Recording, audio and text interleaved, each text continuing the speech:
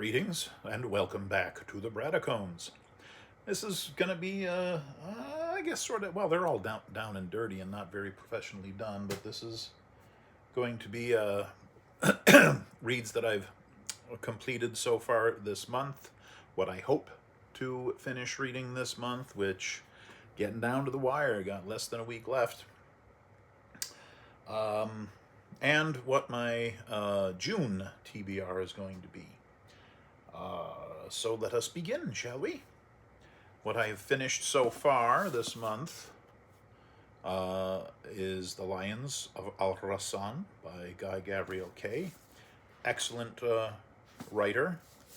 Very good idea of stories and such. He generally writes historical fantasies, and they are complete fantasies in that they take place on different worlds, usually with two moons and that sort of thing, although they do take place, like this one in particular, takes place in, I think it's the 1500s, probably a little bit earlier than that, dealing with the legend of El Cid, dealing with the Moors, the Jews, and the Christians, Andalusia, and that kind of area. What is Spain, used to be Spain, this boy, and Portugal. Great story, and knowing what I do about El Cid and his legend, I expected I knew how the story was going to end for that character, but this guy, Kay, does a really good job of making you second guess, triple guess what's going on. I was correct as it happens, but there was some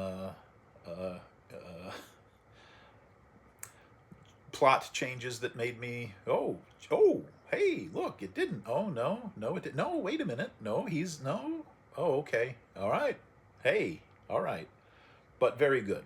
Guy's a great writer. Guy Gabriel Kay. If you know, you know. If you don't know, you should pick up 1 or 2 or 12 of his books. This was a listen to Steve Berry's The List. It does not follow his usual character, Cotton Malone, as entirely separate storyline, where basically our, I would say, two heroes, a male and female, and I don't recall the names off the top of my head, investigate a company that basically winds up offing retirees and such who are costing them too much money, and who's responsible for it, excuse me, and how to stop it or get back at them. Finally, Clive Cussler's Desolation Code. This was a read, not a listen. I always enjoy, Clive Cussler and the people that he has found to continue on his series now that he's no longer with us. Amazing how they do that. I should mention that Burn Notice up here is the reason there are not that many books so far this month, and probably will continue to be that number. Started watching it earlier this month with 7 seasons and 1 movie special, and it's so good I just can't stop watching it, so it takes away a lot of time to write and or read. So, but boilerplate stuff for Clive Cussler, and the adventure type stories. It deals with a supercomputer that develops a virus for the human race instead of a computer virus that will wipe out 95% of the human race, and this the bad guy, the main bad guy in this, can then restart the world in his image in a more environmentally safe planet, because there are no humans. What I hope to finish yet this month, this is probably going to be the one that I do. A relatively easy read, Kings of the Wild by Nicholas Eames. Great.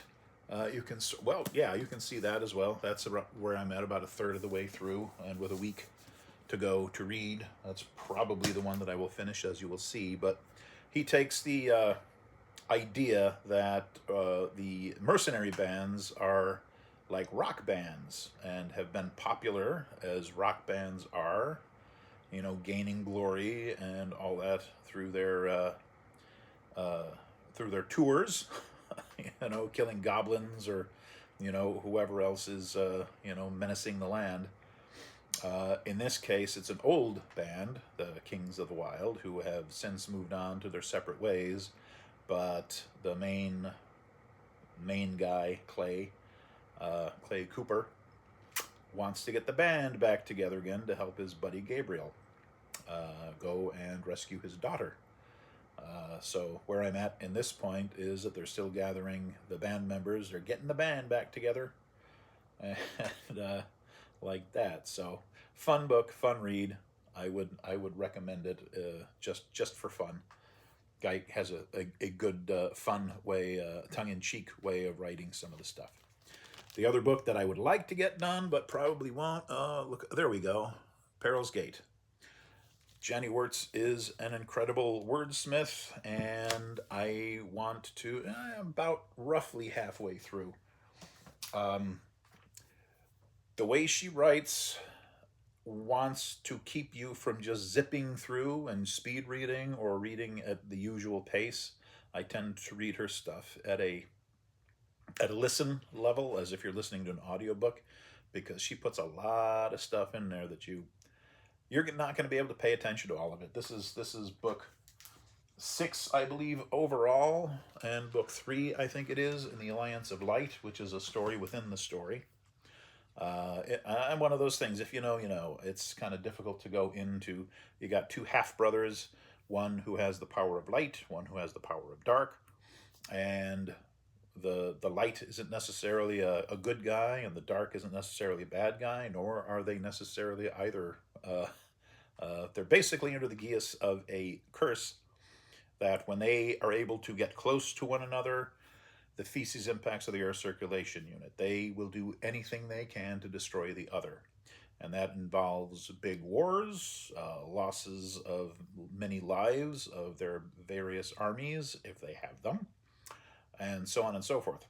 Um, the Alliance of Light is basically the light using brother is basically, well, they're both of royalty. Again, it's kind of difficult to say precisely what it all is, but you know, he's got the forces to go after the other, and you know, this is the Alliance of Light. They are allied to go after the good, dark, bad guy. So again, if you can do it, read it. It's good stuff. Now here's next month's June's TBR. I hope. Pendergast, The Beginning. That's obviously a ongoing series from Preston and Child. This goes all the way back to the beginning of their main character, Pendergast, to, as the book might describe, explain the beginning. So I hope to do that. This is the beginning of The Last King of Austin Ard. This is the sequel, or the prequel to the sequel of the Memory, Sorrow, and Thorn, the first 3 books that Tad Williams wrote about Austin Ard. This, as I say, is the connecting tissue between the first series from 25 years ago to the new series, The Last King of Austin Ard. And as I hope to read that over the next couple of months, going through it, epic fantasy at its best. We just finished talking about Jenny Wirtz. This is the next book in the series, the next book in the Alliance of Light, the next book in the Wars of Light and Shadow. I've spoken enough about what it's about, so I will just continue on.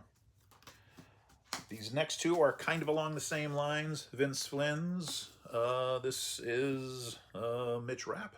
The Mitch Rapp series. I can't remember which book this is. This is Don Bentley doing his first run through with the character that Vince Flynn created. Vince Flynn is no longer with us, unfortunately. And, you know, again, I use the word a lot. It's boilerplate, military / spyish, you know, going after a bad guy, or, you know, someone's been captured by the Russians, or, you know, is doing something bad in Ukraine or whatnot, or the Middle East even. And our hero is sent in to take care of it, along the like lines of Brad Thor's Scott Harvath thriller. Yeah, that's what it says. Same sort of thing. But hey, I like that kind of stuff. So, what can you say other than that? That's it so far for this month. I will probably have, I'm sure I will have a wrap up and the books that I purchased and so on and so forth later on. And I think I may do another special possibly today on what my July reads may be. That just depends on how much time on this particular Memorial Day I've got. Speaking of which, red, white-ish, but we'll go with this: red, white, and blue. So I hope everybody's having a great weekend, and I hope you've enjoyed this. And if you have, please like and subscribe, do all that sort of stuff, and go ahead and leave a comment. What the heck? I don't see that get that many, but that's okay. I'm going to keep plugging these suckers out because I'm enjoying it, and I hope you guys do too. And if you do, like I say, like, subscribe, and all that. We'll see everybody next time.